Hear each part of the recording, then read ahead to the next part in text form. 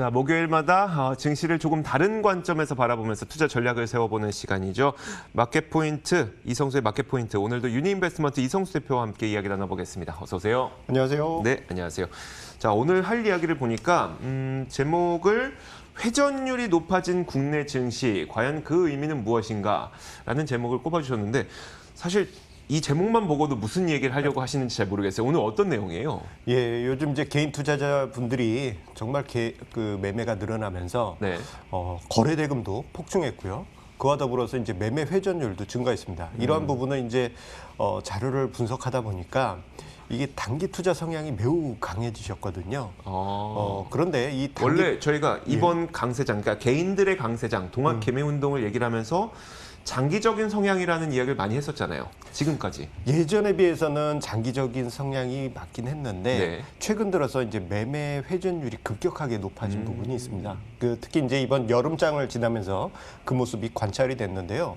자, 그런데 그 매매 회전율이 2000년 초반 정도로 급격히 높아졌습니다. 네. 자, 이 2000년 초반 정도로 급격하게 높아졌다라는 것은 그냥 단기적인 투자 성향이라기보다는 매우 날카로운 공격적인 단기 투자이기 때문에 이 부분에 대해서 좀 생각해 볼 필요가 있겠다. 그래서 오늘 주제를 이렇게 잡았습니다. 알겠습니다. 어떤 메시지가 있을지는 이야기를 들어보면서 저희가 하나씩 찾아가 보도록 할게요. 그럼 일단 거래 대금이 굉장히 크게 늘어났다고 했잖아요. 어떻게 봐야 될까요, 이거를? 예, 거래 대금이 작년 이맘때까지만 하더라도 코스피 코스닥 양시장에서 200조 원이 좀 안 됐어요. 네네. 그런데 이번 여름을 거치면서 거래 대금이 코스피 코스닥 양시장 합계 월간 단위로 네. 600조 원이 넘었습니다. 그리고 어제까지 이어진 거래 대금 추이를 보게 되면은 이번 9월에도 거래 대금이 600조 원이 넘을 것으로 지금 추정이 되고 있는데요. 자, 거래 대금이 정말 빠르게 급증하고 있어서 3월 정도만 하더라도 3, 4월 정도만 하더라도 개인 투자자가 장기적인 성향, 스마트한 투자자가 늘었다라는 그러한 생각을 하게 하지만 이번 여름장을 거치면서 그 전에 비해서 단기적인 투자 성향이 매우 강해졌다라는 것을 실감하게 되고요. 이러한 부분은 이제 매매 회전율에서도 관찰을 할 수 있습니다. 지금 화면상의 자료는 월간 거래 대금 추이가 나오고 있는데요. 작년에 비해서 이 증가 폭이 3배나 됩니다. 네. 자, 한눈에 보시더라도 특히 최근 여름에 거래 대금이 급증했다는 것을 볼 수 있는데 지금 시장에 아주 중요한 의미를 가지고 있다 할 수 있겠습니다. 네, 알겠습니다. 사실 사람 마음이 그래요. 저도 이제 꽤 오랜 기간 좀 투자를 해봤지만 나는 장기로 투자해야지라고 생각하다가도 한 30% 오르고 그 다음에 조정 장세 나오면 30% 정도의 수익은 내가 내 주머니에 인마이 포켓 하고 싶다는 생각 때문에 예. 팔고 다시 산단 말이에요. 그러니까 사람 마음이 나는 장기 투자를 시작을 했어도 결국 매매를 할 수밖에 없는 상황이긴 하거든요. 예, 보통은 이제 그런 식으로 해서 이제 매매 회전율이나 거래 대금이 증가하는 것도 있지만 최근에 동향을 보게 되면은 아예 단기 투자를 목표로 해서 데이 트레이딩을 하신 분들도 크게 늘어난 것으로 보여집니다. 실제로 그런 매매 회전율이 얼마나 늘었는지 한번 보여주시겠어요? 예, 매매 회전율을 일단 보실 필요가 있어 보여요. 자, 그래서 제가 2000년 초부터 해서 최근까지 매매 회전율을 연환산한 매매 회전율 자료를 준비를 했습니다. 자, 지금 화면상의 자료를 보시게 되면 왼편이 2000년 초반이에요.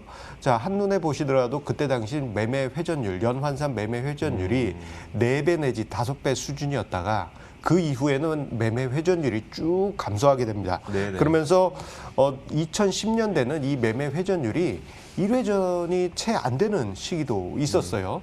그런데 자, 이번에 2020년 개인 투자자 중심의 장세가 강화되면서 매매 회전율이 3.7배에서 3.9배까지 엄청난 수준으로 급증했는데요. 저 수준을 보시게 되면요. 지금 매매 회전율이 2000년 초반 수준까지 높아졌습니다.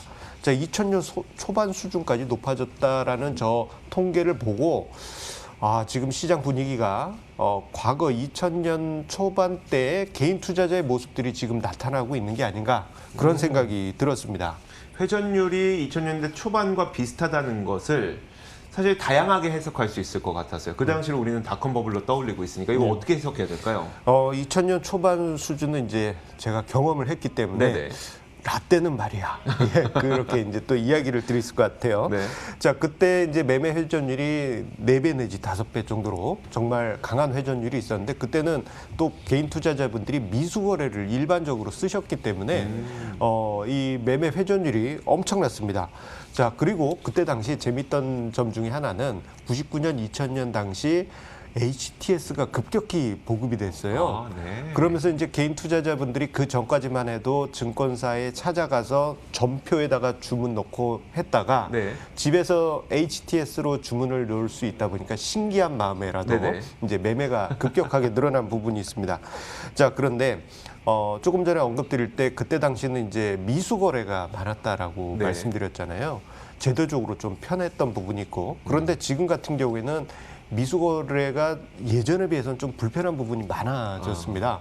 그럼에도 불구하고 거래 대금이 급증하고 매매 회전율이 증가했다는 것은 좋게 이야기하자면은 이제 개인 투자자분들이 적극적으로 스마트하게 매매하고 있다라고 그렇게 볼 수도 있겠지만 또 한편으로는 자 2000년 초반 정도로 개인 투자자분들이 매우 공격적으로 이게 공격적으로라는 표현이 어떻게 보면 순화된 표현일 수 있을 정도로 매우 네. 날카롭게 단기 투자를 하고 있다라고 보여지고 있는 것입니다. 알겠습니다. 근데 그 말씀하셨던 것처럼 HTS를 통해서 거래가 굉장히 쉬워졌던 한 번의 차례가 있었고, 예. 뭐 그전에는 이제 증권사에 가서 직접 주문서를 예. 넣었어야 되는 것이었으니까요. 지금은 또 MTS로 예전에는 이제 HTS로 컴퓨터에 자리 잡고 앉아서 거래했어야 됐다면 지금 그냥 차에서도 뭐 예. 버스에서도 집에서도 어디서든 할 수 있으니까 이것도 거래 회전율 좀 높였나 보네요. 예, 그렇죠. 이게 이제 작년까지만 해도 이제 그럴 가능성이 높았는데 시장이 별로 안 좋다 보니까 그렇죠. 그게 급증하지는 않았거든요. 그런데 최근에 들리는 이야기가 참 이제 개인 투자자분들이 요즘 매매 회전율이나 공격적인 투자가 늘어났다는 것을 실감하는 게 요즘 오치기라는 신조어가 있다고 하더라고요. 다시 오치기요? 오치기. 오치기가 저도 이 뭐예요? 단어를 듣고 저 때는 말입니다.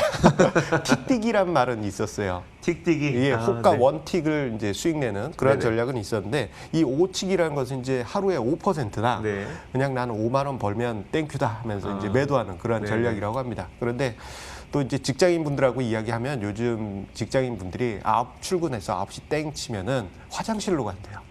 화장실에 거래하러. 가서 네. 예, 오치기 하고 그리고 하루를 시작하거나 한참을 안 나온다고 하시더라고요. 자, 그만큼 지금 개인 투자자분들이 예전 2000년 개인 투자자분들처럼 매우 공격적이고 그리고 아예 나는 단기 투자로 해서 수익을 계속 내겠다라는 취지의 그러한 투자 성향들이 급격하게 늘어났다라는 점을 지금 실제 현실에서도 우리가 실감할 수 있습니다. 그 제가 저의 역사를 이렇게 쭉 돌아보면서 가장 나의 인생에 있어서 위험한 시점이 언제인가를 떠올려 보면 자신감 붙었을 때였었어요. 예, 그렇죠. 그러니까 특히 이제 매매나 이런 거를 했을 때 몇 차례 수익이 굉장히 크게 난단 말이에요. 그 다음에 이제 자신감이 붙어요. 그때 큰 돈을 아주 그때도 고심을 해요. 고심을 해서 큰 돈을 딱 넣고 거기에서 실패를 많이 했었거든요. 예. 근데 저는 개인 투자자분들이 이렇게 자신감이 생기는 이 시점이 저는 제일 두렵긴 합니다. 예. 지금 이 시점에서 이제 문제가 되는 게 단기 투자 성향이 강해지게 되면요. 이 투자 확률론적 측면에서 네. 이게 이제 제로섬 게임으로 들어가게 됩니다. 이게 이제 중장기 투자를 하시게 될 때는 이제 부의 효과가 있고 그렇죠. 그리고 시장이 상승하면은 모두가 수혜를 보는 그런 특징이 있지만 단기 투자를 반복하게 되면 이게 통계적으로 제로섬 게임이 되는데 제가 이 종합주가 지수 기준으로 해서 뭐 10년에서 20년 단위 그리고 5년 단위, 1년 단위, 월간 단위로 매매를 했을 때 보유를 했을 때에 승률을 좀 조사를 해봤습니다. 보시게 되면 장기적으로 했을 때는 80%에서 100%의 승률을 보여주지만 네. 자, 월 단위로 들어오게 되면은 52%로 승률이 뚝 떨어집니다. 그리고 저게 이제 점점 더 시계가 짧아져서 초 단위, 분 단위로 가게 되면요. 승률이 50%로 수렴하게 됩니다. 자, 50%로 수렴하게 된다는 이야기는 이게 이제 홀 아니면 짝, 승 아니면 패. 그렇죠. 이 제로섬 게임 수준으로 들어가게 되는데 이때부터 문제가 많이 발생하게 됩니다. 여러 가지 이유가 있겠습니다만 홀짝 게임처럼 승패로만 갈리게 되면요. 이게 그 안에서 일단은 매매 비용이라든가 여러 가지 비용들이 계속 반복되게 돼요. 이 매매가 반복되게 되면 매매 수수료, 증권거래세, 그리고 호가 갭이라고 해서 직간접적인 비용, 요게 이제 반영이 되면서 손실이 누적되게 되고요. 결국은 매매가 반복되면 반복될수록 수익을 만드는 사람들은 극소수입니다. 자, 우리 그렇죠. 학창 시절에 쉬는 시간에 보게 되면 이제 뒷자리에서 짤짤이 하는 친구들 많았지 않습니까? 네. 그런데 그 짤짤이 하는 친구들 중에 보게 되면요. 수익을 보는 친구, 돈 따는 친구는 극소수였어요. 대부분의 친구들은 특정 몇몇 친구한테 동전을 다 몰아주는 그런 네네. 격이 되는데 이 지금 단타 성향이 강해지게 되면은 수익을 만드는 개인 투자자의 비율이 급격하게 줄어들 수밖에 없습니다. 이게 바로 그 영역부터는 제로섬 게임이 될 수밖에 없기 때문입니다. 단기 투자가 뭐 사실 잘하시는 분들은 하면 되긴 해요. 예. 뭐 잘하시는 분들한테 굳이 하지 마시라고 얘기할 수는 없겠지만 요즘 안 그래도 이제 처음 주식 투자를 해보시는 분들이 많은 상태에서 또 워낙 반등장이다 보니까 웬만한 걸 사도 다 수익을 냈던 그런 시장이 됐었잖아요. 여기에서 이제 개인 투자자분들이 처음 시작해보는 개인 투자자분들이 매매를 통해 내가 돈을 번 것을 확인을 하고 이제 자신감이 붙어서 내가 뭔가를 해보겠다고 했을 때 여기서 굉장히 또 이게 매매 실패를 하는 경우가 되게 많아서 근데 그럼에도 불구하고 일단 단기적으로 매매를 했을 때 수익 내는 분들이 요즘 많긴 많았잖아요. 예, 많죠. 이게 이제 제가 경험을 예전에 네네. 이제 했던 상황들, 과거 2000년 그리고 99년 그때 당시 이제 개인 투자자 모습들, 추억들 떠올려 보게 되면요, 그때도 지금하고 똑같습니다. 네. 99년에 강세장이 있었어요. 그러면서 이제 개인 투자자분들이 단기 투자 성향이 매우 강해졌고 지금처럼 매매 회전율도 폭증했습니다. 네. 자, 그러면서 그때 당시 이제 단기 투자해야지 수익을 본다. 그러면서 많은 분들이 하셨는데 특히 스타 단기 투자자들이 크게 늘었습니다. 스타 단기 투자자가 예. 뭐예요? 혹시 이제 과거 20여 년 전에 광고 기억하시는 분들 계실지 모르겠는데요. 네. 코넷 아이디 대박 해가지고 네. 주식 투자 대회에서 뭐 2,800% 수익을 냈던 이제 대학생 이야기도 있고, 예, 그때 그러한 이제 어떤 영웅담들이 많다 보니까 전 국민이 단기 투자를 했었어요. 전 국민이. 그게 이제 99년에는 단기 투자에서 수익 나고 2000년 하락장 같은 경우에는 그래도 선방했으니까 뭐 괜찮다 하면서 많이들 하셨는데 문제가 뭐냐면은 점점 시간이 흘러갈수록 이제 매매 엇박자가 나시는 분들이 늘어나게 됩니다. 맞아요. 그리고 점점 시간이 가면 갈수록 앞서 언급드린 대로 이제 제로섬 게임이다 보니까 손실만 누적되시는 분들이 많아지게 되고요. 분명 뉴스에서 보게 되면은 큰 수익을 냈다는 데이 트레이더들은 많은데 내 계좌는 손실만 쌓이게 돼요. 그래서 이 부분을 생각해 보게 되면은 과거에 마치 이런 모습 같습니다. 아프리카에 사바나에 보게 되면은 초식 동물이 뭐 수백만 마리가 있잖아요. 네네. 그런데 그 안에서 사자와 같은 맹수는 극소수에 불과합니다. 즉 이제 단기 투자의 시기에 들어가게 되면은 수익을 내는 투자자는 극소수일 수밖에 없고 지금 화면상에 도표가 계속 나오고 있습니다만 점점 단기 시계로 들어가게 되면은 확률 자체가 50%에 불과하다라는 점을 우리가 좀 생각해 볼 필요가 있겠습니다. 그러니까 결국은 이제 이런 내용을 봤을 때 개인 투자자가 그럼 지금은 어떻게 해야 될 것 같으세요?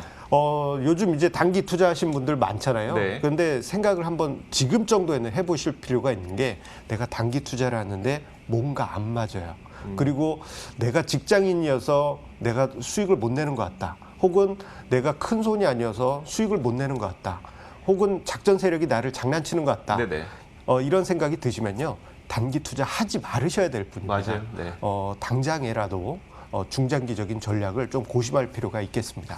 혹시 이거 제가 잠깐 일부러 그림 한번 그려봤는데 이거 확대 한번 해주실 수 있나요? 제가 미리 준비된 건 아니고 그냥 제 경험을 좀 보여드리고 싶어서 이거 좀 약간 확대가 되면은 한번 보여주세요. 그러니까 뭐냐면 우리가 항상 상상을 할 땐 그거예요. 그러니까 저점에 사서 고점에 팔고 싶다 이런 생각들을 많이 하는데 실제로는 우리가 여기서 사서 여기서 팔았다가 여기서 다시 한번 사요. 그러면 그 다음엔 여기서 판단 말이에요. 손해를 보고 팔아요.